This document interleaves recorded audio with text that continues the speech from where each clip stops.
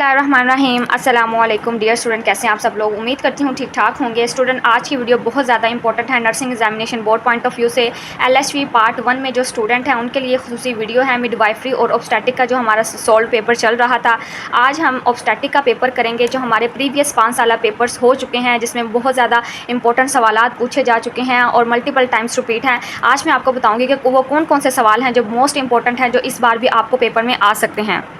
So students, video को आपने complete watch करना है। चैनल पर फर्स्ट टाइम आए हैं तो लाजमी सब्सक्राइब कर दें ताकि LHV से रिलेटेड आपको तमाम किस्म की इन्फॉर्मेशन मिलती रहे। इस चैनल के ऊपर स्टूडेंट आपको LHV part 1, LHV part 2, practical point of view से, वाइवा पॉइंट ऑफ व्यू से तमाम किस्म का जो LHV का सिलेबस है, जो कोर्स ये जो हमारा LHV का इसका सिलेबस है, इसके अलावा इंपॉर्टेंट क्वेश्चन की जो डिटेल आंसर है वो इस चैनल पर आपको मिल जाएंगे। सो आपने लाजमी इसको सब्सक्राइब कर देना है। इंशाल्लाह 50K सब्सक्राइबर जो हैं हमने इस मंथ में कंप्लीट करते हैं। चलते हैं अपनी वीडियो की जानिब। स्टूडेंट्स, सबसे पहला जो मोस्ट इंपॉर्टेंट सवाल है वो है फंक्शन ऑफ प्लेसेंटा। ये आपने मस्ट याद करके जाना है। सबसे पहले तो आप लिखेंगे ना प्लेसेंटा की डेफिनेशन कि प्लेसेंटा क्या होता है। प्लेसेंटा स्टूडेंट एक ऑर्गन है जो कि प्रेगनेंसी के दौरान जो है वो डिवेलप होता है और जो बेबी को, फिटस को नरिशमेंट प्रोवाइड करता है। इसके बाद आपने जो है वो फंक्शन इसके बयान करने हैं। फंक्शन की सबसे पहले हेडिंग देंगे, ठीक है। फीटल रिस्पायरेटरी फंक्शन है सबसे पहला फंक्शन। दूसरा फंक्शन है fetal alimentary function. Respiratory function में जो है फीटल का जो सांस का निज़ाम है ना, उसके बारे में हम थोड़ा सा डिटेल में डिस्कस करेंगे। इसके बाद आ जाता है fetal alimentary function. Alimentary function में स्टूडेंट इसके जो तमाम किस्म के फीटल के अंदर न्यूट्रिएंट्स होते हैं, ग्लूकोज होते हैं, fatty acid, water, amino acid, minerals, जो भी बच्चे को पहुंच रहा है माँ से, वो कैसे पहुंच रहा है, ये उसका एलिमेंट्री फंक्शन होगा, ठीक है। तीसरा फंक्शन है उसका fetal endocrine function. Endocrine function में स्टूडेंट हार्मोन्स वगैरह आ जाएंगे, जैसे कि प्रोटीन हार्मोन है। इसके अलावा ह्यूमन प्लेसेंटल लैक्टोजन हार्मोन है, स्टीरॉयडल हार्मोन है। स्टीरॉयडल हार्मोन्स 2 हार्मोन्स में कन्वर्ट है, या प्रोजेस्टेरोन और एस्ट्रोजन। तो इसके बारे में हमने थोड़ा थोड़ा जो है ना वो डिटेल में बता देना। हमारा ये 5 नंबर का सवाल है। 5 नंबर का A पार्ट है और 5 नंबर का ही B पार्ट है। B पार्ट में मैं आपको बताती हूँ कि मोस्ट इंपॉर्टेंट जो सवाल पूछा गया है वो कौन सा है।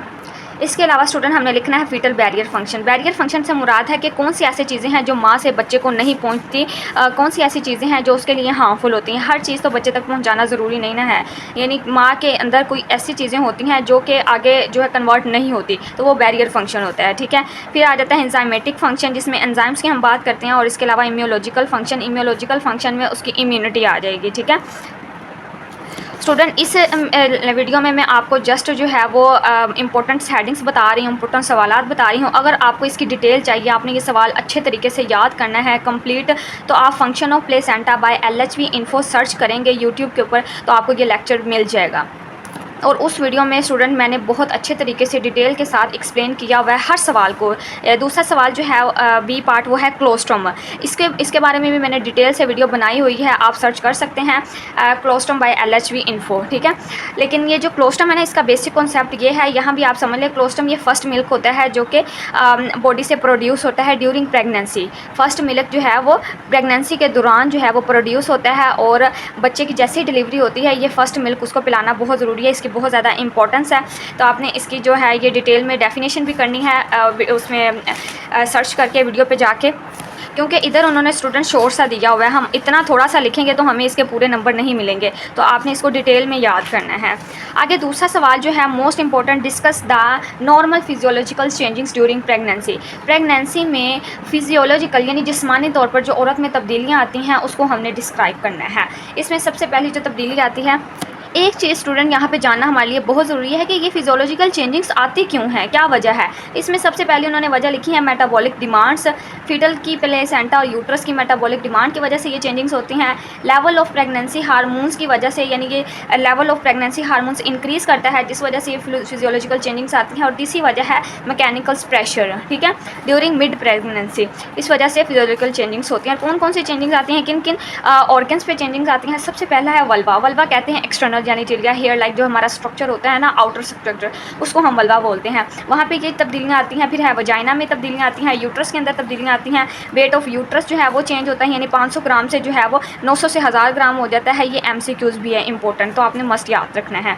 इसके अलावा student length of uterus change होती है, volume of uterus, uterine cavity, इसके मसल जो हैं वो चेंज हो जाते हैं, चेंज इन आस्थमस, ठीक है। ये यूट्रस का जो है पार्ट है, ब्लड फ्लो का चेंज हो जाता है। इसके अलावा सर्विक्स जो है, सर्विक्स जिसे हम ओस बोलते हैं, उसका जो है वो थिकनेस वगैरह चेंज हो जाती है। फलोपियन ट्यूब्स, فلوپین ٹیوب وہ پارٹ ہے جہاں پہ پریگننسی ہوتی ہے، ٹھیک ہے، جہاں پہ سپرم اور ایگ ملتے ہیں، اس میں چینجنگس آتی ہیں، اووریز میں چینجنگس آ جاتی ہیں، بریسٹ کے اندر چینجنگس آتی ہیں۔ اس کے علاوہ اسکن کے اندر چینجنگس آ جاتی ہیں، عورت کی اسکن کا کلر جو ہے، پگمنٹیشن جو ہے وہ چینج ہو جاتا ہے، change in the hair growth, تو ہیئر گروتھ میں جو چینجنگس آ جائیں گے، ٹھیک ہے، ویٹ گین ہوگا during pregnancy, reproductive weight gain ہوگا، یعنی ہمارا جو ریپروڈکٹیو سسٹم ہے نا، یوٹرس وجائنا اووریز، ان کا جو ویٹ ہے وہ گین ہوگا۔ پھر اس کے علاوہ انہوں نے یہ بھی بتایا ہے کہ کتنا ویٹ جو ہے وہ بلڈ ولیوم کا ہے، ایکسٹرا سیلولر فلوئڈ کا کتنا ویٹ ہوگا، فیٹ اور پروٹین کا کتنا ویٹ ہوگا۔ اس کے علاوہ ہیموٹوجیکل چینجنگس بھی آتی ہیں پریگننسی میں، یعنی بلڈ ولیوم جو ہے نا، ہمارے جو بلڈ کا ولیوم ہے وہ بھی چینج ہوتا ہے، جس میں پلازما ولیوم ہوتا ہے، ریڈ بلڈ سیلز اور ہیموگلوبن وغیرہ، اور جس سے پتہ چلتا ہے کہ پیشنٹ جو ہے وہ انیمیا میں تو نہیں جا رہا، یعنی اس کو خون کی کمی تو نہیں ہو رہی۔ اسٹوڈنٹ موسٹ امپورٹنٹ سوال جو بی پارٹ ہے وہ ہے ریٹریکشن رنگ۔ ریٹریکشن رنگ کو جو ہے میں نے ایکسپلین ویڈیو اس کی بنائی ہوئی ہے بہت زیادہ ڈیٹیل میں، آپ نے سرچ کرنا ہے ریٹریکشن رنگ بائی LHV انفو، تو آپ کو یہ والی ویڈیو مل جائے گی۔ لیکن ادھر بیسک آپ یہ ڈائیگرام سے سمجھ لیں کہ ریٹریکشن رنگ جو ہے نا وہ کہتے کسے ہیں، یہ ایک رج ہوتا ہے between upper and lower یوٹرائن segment. دیکھیں اسٹوڈنٹ، یہ اپر اور یہ لوور، ان دونوں سیگمنٹ کے درمیان ایک رنگ بنتا ہے جسے ہم ریٹریکشنس اور بینڈلس رنگ بولتے ہیں۔ یہ MCQs بھی آ سکتا ہے کہ واٹ از بینڈلس رنگ، واٹ از ریٹریکشن رنگ، تو آپ نے یہ جو ہے ڈیفینیشن کے بعد جو اس کو ایکسپلین کرنا ہے، ویڈیو بہت لمبی ہوتی جائے گی، اس لیے جسٹ اس ویڈیو میں آپ کو امپورٹنٹ سوالات ہی بتا رہی ہوں، اور آپ نے یاد کس طرح کرنے ہیں، آپ نے اس طرح جو ہے نا وہ ہیڈنگس دینی ہے، جسٹ اس ویڈیو میں آپ کو یہی بتا سکتی ہوں۔ سوال نمبر 3 جو ہے most important, write down the common trauma to new net during birth and its effects. Student جب بچہ پیدا ہوتا ہے، نوزائیدہ بچہ ہے، ٹھیک ہے، وہ کون سے ٹراما میں جا سکتا ہے، اس کے کامن ٹراما جو ہے وہ ہم نے بیان کرنے ہیں ڈیورنگ برتھ، یعنی بچے کی ڈلیوری کے دوران جو ہے، اگر بچے کی صحیح سے ڈلیوری نہیں کوئی لیڈی ہیلتھ وزٹر کر پا رہی ہے، یا ویسے ہی کوئی قدرتی طور پہ نیچرلی طور پہ کوئی جو ہے پرابلمس آ رہی ہیں، تو وہ کون سے ٹراما میں جا سکتے ہیں، اس کو کون سے نقصان ہو سکتے ہیں، اس کے جو ہے ٹیشو ڈیمیج ہو سکتے ہیں، اس کے ہیومرس کلیویکلس بونس رپچر ہو سکتی ہے، اس کے ارس پالسی ہو سکتی ہیں، یعنی ایک آرم جو ہے نا وہ ویک ہو سکتی ہے۔ اس کے علاوہ یہ سارے انہوں نے بتائے ہوئے کہ یہ جو کامن اس کے ٹراما کے کازز ہیں جس وجہ سے وہ ٹراما میں جا سکتے ہیں، اوکے۔ اس کے علاوہ اسٹوڈنٹ موسٹ امپورٹنٹ سوال انگورجمنٹ، یہ آپ نے مسٹ یاد کرنا ہے، یہ بھی آپ کو ڈیٹیل ویڈیو مل جائے گی، ٹھیک ہے، رول آف مڈ وائفس آپ نے لکھنی ہے انگورجمنٹ کے حوالے سے۔ اس کے علاوہ وٹ از ہائپرمیسس گریویڈم، موسٹ امپورٹنٹ سوال ہے اسٹوڈنٹ، ہائپرمیسس گریویڈم آپ نے مسٹ یاد کرنا ہے، کبھی بھی نہیں آپ نے چھوڑنا، یہ لازمی شارٹ کا لانگ کسی حوالے سے آپ کو یہ پوچھا جائے گا۔ ہائپرمیسس گریویڈم اسٹوڈنٹ الٹی اور جو ہے متلی کی کنڈیشن ہوتی ہے پریگنینسی میں، اس کے بارے میں جو ہے نا ہم نے بیان کرنا ہوتا ہے۔ اس کے علاوہ اسٹوڈنٹ انہوں نے بی پارٹ بھی یہی پوچھا ہوا ہے، explain the causes and nursing management of ہائپرمیسس گریویڈم، یعنی نرسنگ مینجمنٹ ہائپرمیسس گریویڈم کے حوالے سے کیا کیا ہو سکتی ہیں، یہ ہم نے بیان کرنی ہے۔